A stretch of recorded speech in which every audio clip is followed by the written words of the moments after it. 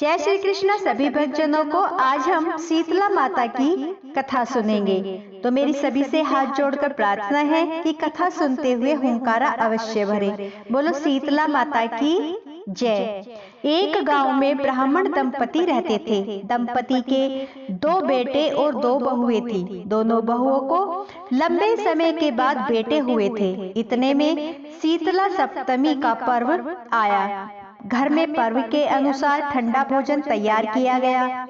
दोनों बहुओं के मन में विचार आया कि यदि हम ठंडा भोजन लेंगे तो बीमार हो जाएंगी। बेटे भी अभी छोटे हैं। इस कुविचार के कारण दोनों बहुओं ने तो पशुओं के दाने तैयार करने के बर्तन में गुपचुप 2 बाटी तैयार कर ली। सास बहू शीतला की पूजा करके आई। शीतला माता की कथा सुनी। बाद में सास तो शीतला माता के भजन करने के लिए बैठ गई।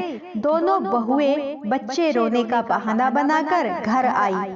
दाने के बर्तन में गरम गरम रोटला निकाले, चूरमा किया और पेट भरकर खा लिया। सास ने घर आने पर बहुओं से भोजन करने के लिए कहा। बहुएं ठंडा भोजन करने का दिखावा करके घर के काम में लग गई। सास ने कहा, बच्चे कब से सोए हुए हैं, उन्हें जाकर जगा लो और भोजन करा दो। बहुएं जैसे ही अपने अपने बेटों को जगाने के लिए गई, उन्होंने मृत प्राय पाया। ऐसा बहुओं की करतूतों के फलस्वरूप शीतला माता के प्रकोप से हुआ था। बहुएं विवश हो गई। सास ने घटना जानी तो बहुओं से झगड़ने लगी। सास बोली कि तुम दोनों ने अपने बेटों की बदौलत शीतला माता की अवहेलना की है, इसलिए घर से निकल जाओ और बेटों को जिंदा स्वस्थ लेकर ही घर में पैर रखना। अपने मृत बेटों को टोकरे में सुलाकर दोनों बहुएं घर से निकल पड़ी। जाते जाते रास्ते में एक जीर्ण वृक्ष आया। यह खेजड़ी का वृक्ष था, जिसके नीचे ओरी माता और शीतला माता दोनों बैठी हुई थी। दोनों के बालों में विपुल प्रमाण से जुएं हो गई थी। बहुओं ने थकान का अनुभव भी किया। दोनों बहुएं ओरी और शीतला माता के पास आकर बैठ गई। उन दोनों ने शीतला माता ओरी माता के बालों से खूब सारी जुएं निकाली। जुओं का नाश होने से ओरी और शीतला माता ने अपने मस्तक में शीतलता का अनुभव किया। कहा, तुम दोनों ने हमारे मस्तक को शीतल ठंडा किया है, वैसे ही तुम्हें पेट की शांति मिले। दोनों बहुओं एक साथ बोली कि पेट का दिया हुआ ही लेकर हम मारी मारी भटकती हैं, परंतु शीतला माता के दर्शन हुए नहीं। शीतला माता ने कहा, तुम दोनों पापिनी हो, दुष्ट हो, दुराचारणी हो। तुम्हारा तो मुख देखने भी योग्य नहीं है। शीतला सप्तमी के दिन ठंडा भोजन करने के बदले तुम दोनों ने गरम भोजन कर लिया था। यह सुनते ही बहुओं ने शीतला माता जी को पहचान लिया।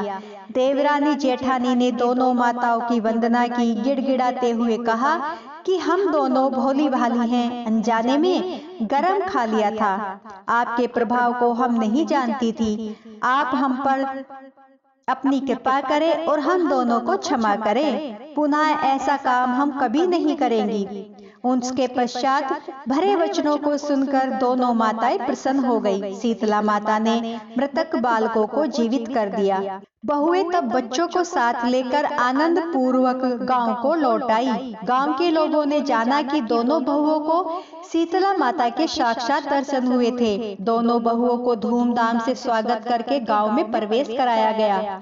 बहुओं ने कहा, हम गांव में शीतला माता के मंदिर का निर्माण करवाएंगी। चैत्र महीने में शीतला सप्तमी के दिन मात्र ठंडा खाना ही खाएंगी। शीतला माता ने बहुओं पर जैसी अपनी दृष्टि की, वैसी कृपा सब पर करना। श्री शीतला माता सदा हमें शीतल, शांति और आरोग्यता देती रहे। शीतले तुम जग माता, शीतले तुम जगत पिता, शीतले त्वै जगदात्री, शीतलाए नमो नमः। बोलो श्री शीतला माता की जय।